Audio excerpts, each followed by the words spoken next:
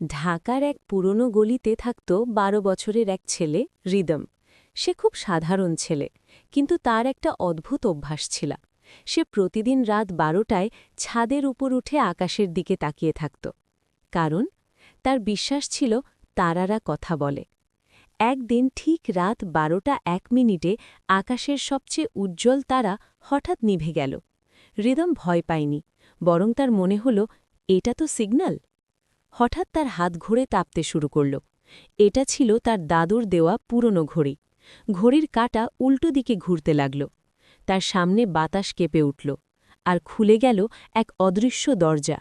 ভেতরে ঢুকতেই সে দেখল এক অদ্ভুত শহর, নাম কালনগর। এই শহরে কেউ হাসে না, কেউ কাঁদে না, কেউ বড় হয় না।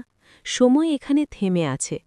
রিদম জানতে পারল এ শহরের সময় চুরি করে নিয়েছে এক রহস্যময় মানুষ, যার নাম সময়চোর। সময়চোর মানুষের জীবনের সবচেয়ে সুন্দর মুহূর্তগুলো চুরি করে নেয়। প্রথম হাসি, প্রথম প্রেম, মায়ের কোলে ঘুম, বন্ধুর সাথে আড্ডা, সব। সময়চোর রাগে ফুঁসতে লাগল। সে সময়চোরকে খুঁজতে বেরোল। এক পুরনো ঘড়ির টাওয়ারে গিয়ে সে তাকে পেল। সময়চোর দেখতে ভয়ঙ্কর নয়, বরং খুব সাধারণ এক বৃদ্ধ।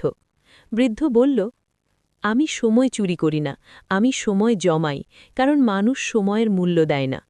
রিদম বলল, তাই বলে সবার জীবন থামিয়ে দেবে? বৃদ্ধ একটু চুপ করে বলল, মানুষ যখন সময়ের মূল্য বুঝবে, তখনই আমি সব ফিরিয়ে দেব। রিদম একটা বুদ্ধি বের করল। সে কালনগরের সব মানুষকে একত্র করল। সবাই মিলে নিজেদের জীবনের প্রিয় স্মৃতিগুলো জোরে জোরে বলতে লাগল।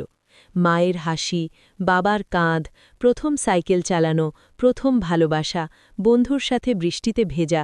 হঠাৎ শহর কেঁপে উঠল। সময়চোরের জমিয়ে রাখা সময় ভেঙে ঝরে পড়তে লাগল আলোর মতো। বৃদ্ধ কেঁদে ফেলল। সে বলল, মানুষ যদি এভাবে সময়কে ভালোবাসে, তাহলে আমার কাজ শেষ। হঠাৎ সব কিছু ঘুরে গেল। রিদম আবার নিজের ছাদে দাঁড়িয়ে। তার হাত ঘড়ি ঠিক ১২টা ২ মিনিট দেখাচ্ছে। আকাশের সেই উজ্জ্বল তারা আবার জ্বলে উঠেছে। পরদিন সকালে রিদম দেখল তার মা তাকে একটু বেশি জড়িয়ে ধরেছে। বাবা অফিসে যাওয়ার আগে হাসল, বন্ধুরা খেলতে ডাকছে। সে বুঝল সময় কখনো চুরি হয় না, আমরা নিজেরাই তাকে হারাই। আর সেই দিন থেকে রিদম প্রতিটা মুহূর্ত বাঁচতে শিখল।